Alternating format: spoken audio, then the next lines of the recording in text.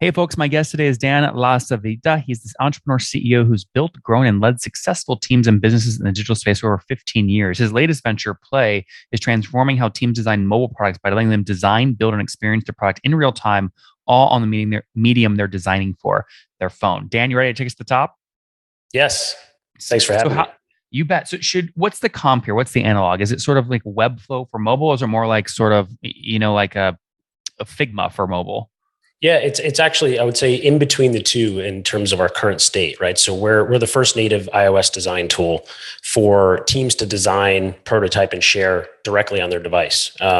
Previous to Play, we ran a design agency building a lot of mobile products for our clients. And one of the things that we experience with as many great design tools there are, Figma, Adobe XD, Sketch, they're sort of a mile wide. And there is not really a platform built for people designing specifically for mobile products. So what we're trying to do is fill that gap and be very kind of focused in terms of product teams designing for mobile and how do we give them an input directly into what they can achieve with kind of the sandbox that Apple has created and give them access to all that stuff.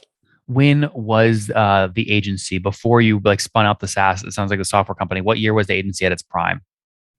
I would say probably right before and during. We sold 10 years ago. So we sold to Dentsu. The Name of the agency? agency was called, yeah, name of the agency was called Firstborn. And then we sold to Dentsu. It's about 10 years now. So myself, one of Michael, who founded Firstborn, he left after 4 years after sale. And then June and myself left after 8 years post acquisition. We started Play. Okay, and give me a general sense of like size. So before you sold, how many folks full time, and like, can you share sort of what revenue was back in 2010 At our older agency. at the agency? Yeah. Yeah, we were doing around 27, $28 million annual revenue, about 100 people.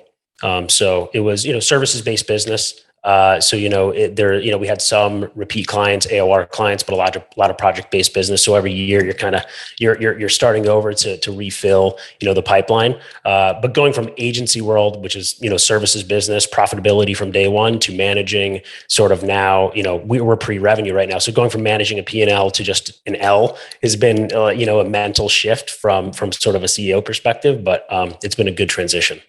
And so sort of help me understand. So companies and agencies, like when I've seen multiples recently, but this was again 10 years ago, so it's almost irrelevant, but you're trading for somewhere for like 2 to 4x EBITDA. I don't know what your EBITDA was at the agency, but what a sale price is like 50, 60, 80 million, something like that. Yeah, it was no. I mean, we never publicly disclosed it, but it was a good deal. I think for everybody involved, not just financially, but I think we found the right parent company to sell at least at the time when we sold the business. What I'm trying to do by asking that question is get in your head as a founder, right? So have you now created a cash cushion for yourself back in 2012 that allows you to sort of do anything? Or are you still sort of like, have some flexibility now, but I still sort of need to stay here and earn my earn out for the next three Oh yeah. years? Oh yeah, yeah. No, I got to work. So I mean, we was able to have a bit of a safety net, but no, I'm here to work and build the next big thing. That's what we're here to do. Yeah. So you sold it in 2012. When did you leave 360i or Detsu? Left Dentsu. It was 3 years ago now. Okay, got it. So left Dentsu. Now, did you guys already start writing code for this inside of Dentsu? No. We June left. I left about 4 months after he did. June and our other. There's four partners. So myself, Michael, June, and Eric. June and Eric kind of started together. I finished out a few more months at Firstborn, and then I left and then joined them. Oh, what's going on there, YouTube? Good to see you guys. Now imagine this. You love watching these interviews with SaaS founders, but imagine if we took all of the valuation data out from over 2,807 interviews I've done manually. Saves you a lot of time. Well, we've done this. We've built it into the beautiful interface inside of FounderPath. Check this out. I'll show you how you can access this in a second, but you log in, you connect your Stripe account, you see your valuation real time, you can see what it changed over the past 88 days, and even set goals for valuation this year. Now, the secret to valuation is there's many different ways to value a SaaS business. So the reason you're going to see 3 or 4 different valuations inside of your FounderPath dashboard, this is all free by the way, is because depending on who's doing the buying of your SaaS company, you're going to get a different valuation. A VC is going to pay a different valuation. Private equity firm is different. If you're going to do a minority sale, that's different. And if you sell the whole business, that's a different valuation. You can see all those when I hover over here. Right. So the teal is what a VC would pay, yellow is what private equity, and red is if you sold the whole thing outright. Now, what's cool about this is not built off random data. Again, you guys hear these interviews on YouTube. All these data are built from real time valuation data points founders share with us on the show. So Traction, 1.2 million, seed round, 3.7 raise. They sold 22% of their business. Go in here and filter by the event. Maybe you only want to see companies that have sold the whole business. Well, here are a bunch that have been acquired, the valuation and the multiple. Maybe you're going out right now and you're raising your seed round.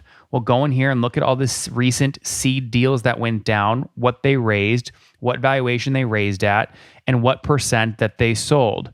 There's never been a larger data set of SaaS valuations than what you can get now inside of FounderPath, and we're thrilled to bring it to you. All right, we're going to go back to the YouTube video here in a second, but if you want to check this tool out, if you want to jump in and sign up, you can check it out for free to get your valuation at this link, founderpath.com/products/valuations. Or if you go to founderpath.com and hover over products, click on get your valuation here and go ahead and sign up to give it a whirl. Again, all that valuation data live right inside the platform. I hope to see you there. All right, let's jump back into the interview. So sorry, when you say partners, you don't mean at the agency now. You're talking about Play. There's four founders. That's correct. Yeah. Sorry, so say that again. June, Eric, who else? Michael, who founded Firstborn, and then myself. So we're the four founders for Play. Very cool. And did you guys just decide, okay, we're going to be even and split it 25 each, or what? How'd you have the equity conversation? That's always tough. Yeah, it was relatively equal. We started with our own capital. So we started with $1 million of capital. Michael put in the lion's share of capital. So that kind of got us started. We're in I think a good position from that standpoint. Like we can hire people from day one. We weren't really like hardcore bootstrapping, per se. And then we ended up raising kind of a pre-seed round on safes, and then quickly followed that up with what ended up being our seed round, that first round led, which we weren't really looking to do, but after meeting a partner there, Todd, we thought it was the right thing to do. So that's that. How much was that pre-seed round for, and what year? So we did both of those were last year. The pre-seed round we raised $3 million. On a $15 million, post-money valuation cap on the safes. And then we followed that up with another 6.1 that first round led. And did you close that like December last year, or is that, or like January? We closed that in April of last year. Oh, got it. So that 3 million pre-seed was like basically end of 2020, early 2021. Right. That's right. I see. Okay. So the 6.1. So help me understand that. I mean, obviously, you still probably had a bunch of the 3.1 million sitting in the bank when you did the 6.1 million. And you, sorry, you said that was 6.1 on what? Did you give the valuation on that? No, we didn't. We haven't disclosed the valuation on the 6 one, but it was in the tens of millions. I think it was a good jump up from where we did our pre-seed kind of pre-seed. Yeah, round. I mean, most in their seed today, they're selling something around 10 to 20% of the business, right? We sort of in that range. Yeah, we're in that range. Okay, fair. So that's like call it 30 pre, 40 post, something like that. Yeah, we were. Okay. Yeah. So why do it? Again, you still have a bunch of cash in the bank. Yeah. So we had good runway. We had cash in the bank. It was two things. It was, I met Todd Jackson. We got to know each other, over the course of a few weeks. He was a, former founder. His first round actually invested in his business. He was a product guy. He tried the product. He had some of his kind of designer, co-workers use the product. He did a lot of diligence in a very short period of time and understood the vision of what we were trying to build. And he was like, look, I want to be involved. And I just had a good relationship with him. We just kind of kicked it off. We didn't run a process. We didn't optimize for valuation per se. I was like, I think this is the right partner. I think this is the right firm. And what it allowed us to do from a capital perspective was just accelerate our roadmap, right? So we're now going to be releasing the iPad product for Play this month. We're building out some other products, some other platforms, as well. So it allowed us to double the team and not be overly concerned with, our burn. So we doubled the team. We're 20 people now. And I think if we would have done that raise towards the end of last year, we wouldn't have been as far along on the roadmap as we are now. Mm-hmm. So, I mean, what are you comfortable with burn now? I mean, 20 people, I'm doing back of the napkin, right? I mean, what you guys are burning something like, 200, 300 grand in headcount expenses per month. Yep. Yeah. Yep. Interesting. Are there any other big expenses I wouldn't know about? No, that's it. We just signed a lease for some office space in the city again, kind of get some people out of their apartments and back into the office at least a few days a week. But other than that, it's all people. Yeah. So you're talking like burn is like call it 350 months, something like that, or approximately 3 million years. So you've got like eight, 16 to 18 to 20 months of runway, something like that. Yeah, we're about 24 months right now. So I think, Okay. the plan is maybe raise our A towards the end of this year, early next year, but we've had, we've had a fair amount of interest early this year, and maybe we'll end up doing it earlier. I think we'll see in the next few months what happens. Where's the interest coming from? I mean, what are people seeing about the business that are flagging? Is your Alexa score going up? Is your user list growing? What is it? I have no idea. I have no idea. We'll get inbound calls, and I'll ask them, how did you? Well, I know a product designer, or I know a senior person at this company, and a few of their designers are using it, and now it's on my radar, and I wanted to reach out to you. But it seems to be more word of mouth of people who have used the product, tried the product, and then it makes its way through, I guess, the kind of the VC channels. Yep. I mean, and you're getting traffic, right? Alexa score 282. So it's not like you're getting no traffic. People are hitting the site. And frankly, the design congrats. This makes sense. You're coming from agency bones, but the site looks like you guys are a much larger company in terms of revenue than what you are. So when does the paywall go up? How are you thinking about pricing? Yeah, I think the we will introduce, I think, monetization this year, for sure. Right now, we're focused on retention and growth, obviously, from our users. I don't know if we want to reinvent the wheel when it comes to actually like packaging in terms of pricing. We'll probably look to do something as other design tools in the space have done. Maybe 3 tiers will most likely be a freemium product. So there'll be a free tier for starters, a paid individual tier, and then a paid tier for organizations and for teams. So that's been the focus now. We're getting our SOC 2 certification going, because we're running into those conversations with companies where we've got a few designers inside of a company using it, and then you go down, you start talking to IT and legal, and are you SOC 2 compliant? And so kind of beginning to, those processes, so we can at least begin to, sell up into the enterprise when we're ready. Who are you using to get that SOC 2 done? Are you using a software, or you can hire a consultant, or what? We're using Vanta. Interesting. Good. I get this question all the time, and I never had a good answer, so I always ask now. I mean, have you liked Vanta to date? Yeah, we've just started. We're about 30 days in, but to date, the system is, the person who's doing it on our end has done this before and is like, dude, this is amazing compared to like the nightmare that you have to do this when it's on your own. So the dashboard that they provide has been really useful, just in terms of tracking everything you need to do, and how giving you suggestions. So it's been pretty seamless so far. Is it super expensive? It's not terribly expensive. I mean, I think we benchmarked a couple other companies. They were all relatively in the same range, but quite honestly, I think if you're going to, look, you need to save every dollar, but also if you're going to save $2,000, but it's going to cost you another $10,000 of manpower, right? Of people power to actually do the work, I'd rather pay the $2,000 and have those hours back from my engineers so they can get on building with the product. So what is it like? If someone was going to sign up for Vanta right now, they know they need SOC 2 compliance. They should budget what, 10, 20, 30 grand to get it done, something like that? I think for the first year, you budget around 20 grand, Yeah. inclusive of like of the auditor fees too. They kind of bundle everything together. Yeah, that makes a ton of sense. Okay, cool. Let's keep going here. So you just mentioned you're focused really on retention today. Many people would hear that and go, he's pre-revenue. What does he mean retention? What activation metrics are you measuring right now to define a retained customer or a retained user? Yeah, so depth of usage and retention, I would say, are our two primary kind of focuses, right? So we just put the app in the App Store at the end of last year, right, in Q3 of last year. And as you know, there's a gate where you can go in, but you can't get full access. It's in an invite only. So we've got about 30,000 people on the list of people who've registered for full access, and we've been batching those people in over the course of the last year. We've got 11,000 app installs already of the product on iOS. So comparing usage quarter over quarter, and then looking at retention rates. So we have cohorts emerging in terms of retained users at 5, 6, 7 weeks that are 80, 85% retained, right? So meaning they're doing more than just checking out the product and seeing, oh, is this interesting or not? They're actually using it to design things and to build things. So what I'm doing is I'm looking at those cohorts and Mixpanel, and then going in and talking to those people, right, over the last 6 to 12 months, and say, how are you using the product? What size company are you working in? What is the size of your product team? What are the biggest hurdles? What do you want? The biggest piece of feedback we got over the last year by doing this was people were like, I would love a tablet application. Can you build this on iPad? And so we were like, okay, we're going to build it on iPad. And now we're shipping that this month. So looking at those retained cohorts of people who are using the product, how are they using the product, and where is that fitting into one of the earlier things that we learned was we've got to meet designers where they already are, which is in their primary design tool, which is why we spent an enormous amount of time working on our Figma import capability, right? So we're an and tool, right? And so I think like Play is a great complement to Figma. So if your design system is in Figma, you can import that design system in Play and continue to use that inside of our product so that you don't have to reinvent and redesign everything inside of our product. So, Dan, just to repeat all this back to you, you had 30K on the wait list, 11,000 app installs today, correct? Correct. And the way that you measure retention is you look at Mixpanel and you say you watch when they're designing, but that's not you can't quantify by that in Mixpanel. So tell me what it actually is. What's the action? They click the purple publish button on the app design, or what's the action that defines retained?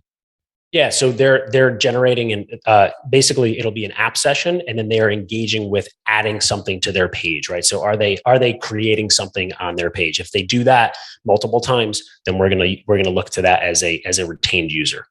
And adds an element on their mobile app design page. So maybe they add a new button, or they upload a new image or something, a new Correct. style class, something. Exactly. So we're tracking those as like events, right? And so if we look at the past month, there were actually 650,000 events, right? 650,000 individual actions inside of the product. Across how many users? Are there 11,000? No, those are just app installs. So actually we have, it's far lower. We're in the multiple thousands, but the app installs are still people who haven't gotten full access yet. Right. And so I see. How many have full access on the 11 grand? We have, it's about 4,500. Oh, okay. That's still pretty significant. Access. Yeah. Got it. So we can take the 6,500 actions across the 4,500 activated users. Each one's using it about 144 actions per month, something like that. 650,000. Yeah. 650,000 divided by 4,500 is about 150 actions per user per month. Yep. Exactly. Right. And so do you have a sense of like how many actions per user per month they have to hit before they're comfortable paying $100 per month per seat?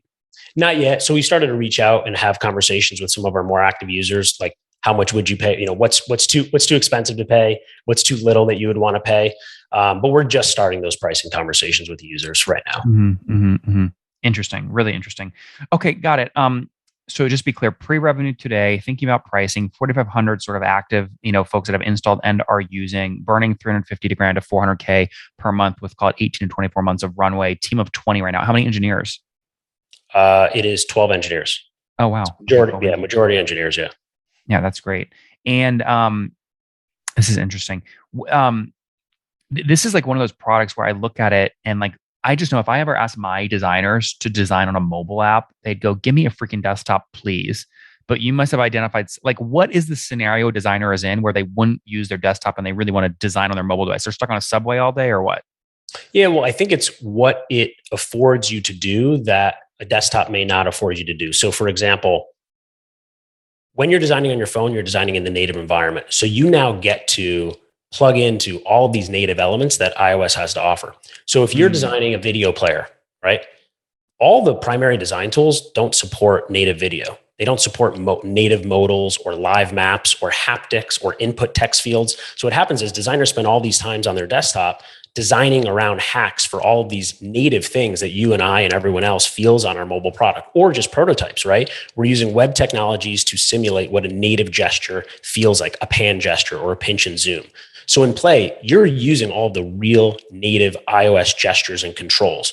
Now, that's not to say there won't be some sort of desktop companion to Play in the future. We currently have a web dashboard, so it allows people to drag their images, their SVGs, their custom fonts over into the dashboard. You would think that the Play web dashboard will grow in its fidelity as a tool as we're also launching iPad. So it is not going to be solely a phone product, forever. I think what we want to do is we want to use each medium and each device for its strengths instead of trying to design one thing on one device and try to make it a mile wide. Yeah. We're out of time, but wrapping up, if someone like Figma or Mural or one of these companies, Envision, maybe Canva, even Canva's probably too junior, like it's a different subset for you guys. But if one of these guys comes to you and offers you 50 million cash all up front, right? So about a 1.2x, 5x premium on your last valuation, do you guys sell the business? I don't know. I mean, I think we may need more than that to get off the highway. I mean, you never say never, you know, right? But I think we're happy building, we're having fun, and I think there's a lot of opportunity in the market for a product designing for mobile devices. No one else is All right. really focused on that right now. All right, guys, let's wrap up here with the famous five. Number one, favorite book, Dan. It's hard. Principles by Ray Dalio. Number two, is there a CEO you're following or studying? Studying, no. Follow Elon Musk just for his comic relief on his Twitter feed. Number three, what's your favorite online tool for building play? The huddle feature in Slack. Number four, how many hours of sleep do you get every night? Shoot for 7. Okay, and situation, married, single, kids? Yeah, married. My wife and I have 2 boys. Oh, wow. Okay, and how old are you? I'm 42. 42. Last question, something you wish you knew when you were 20. It's not about you. It's just most things are not about you. So don't make it about you. Guys, back in 2011, their agency did about 28 million bucks in revenue across 100 people. They sold that to a firm called, or in that same year, 2012. Stuck with that firm for a couple years. Left in 2019 to launch Play. It's createwithplay.com. It's a mobile-first builder for websites. A lot of the designers are loving using this because they can use native elements on mobile you can't get on the same sort of app builders on desktop. They've got 11,000 in 30,000 on the waitlist, 11,000 installs, 4,500 active users that have done about 650,000 events the last 30 days. Nice growth. 6.1 million seed raised at call 30 to 40 million valuation middle of last year, maybe raising a Series A later this year, early 2023. We'll see what happens. Dan, thanks for taking us to the top. Thank you. One more thing before you go. We have a brand new show every Thursday at 1 p.m. Central. It's called Shark Tank for SaaS. We call it Deal or Bust. One founder comes on, 3 hungry buyers. They try and do a deal live, and the founder shares back-end dashboards, their expenses, their revenue, ARPU, CAC, LTV, you name it, they share it. And the buyers try and make a deal live. It is fun to watch every Thursday, 1 p.m. Central. Additionally, remember, these recorded founder interviews go live. We release them here on YouTube every day at 2 p.m. Central. To make sure you don't miss any of that, make sure you click the subscribe button below here on YouTube, the big red button, and then click the little bell notification to make sure you get notifications when we do go live. I wouldn't want you to miss breaking news in the SaaS world, whether it's an acquisition, a big fundraise, a big sale, a big profitability statement, or something else. I don't want you to miss it. Additionally, if you want to take this conversation deeper and further, we have by far the largest private Slack community for B2B SaaS founders. You want to get in there. We've probably talked about your tool if you're running a company or your firm if you're investing. You can go in there and quickly search and see what people are saying. Sign up for that at nathanlatka.com/Slack. In the meantime, I'm hanging out with you here on YouTube. I'll be in the comments for the next 30 minutes. Feel free to let me know what you thought about this episode. And if you enjoyed it, click the thumbs up. We get a lot of haters that are mad at how aggressive I am on these shows, but I do it so that we can all learn. We have to counter those people. We got to push them away. Click the thumbs up below to counter them and know that I appreciate your guys' support. All right, I'll be in the comments. See ya.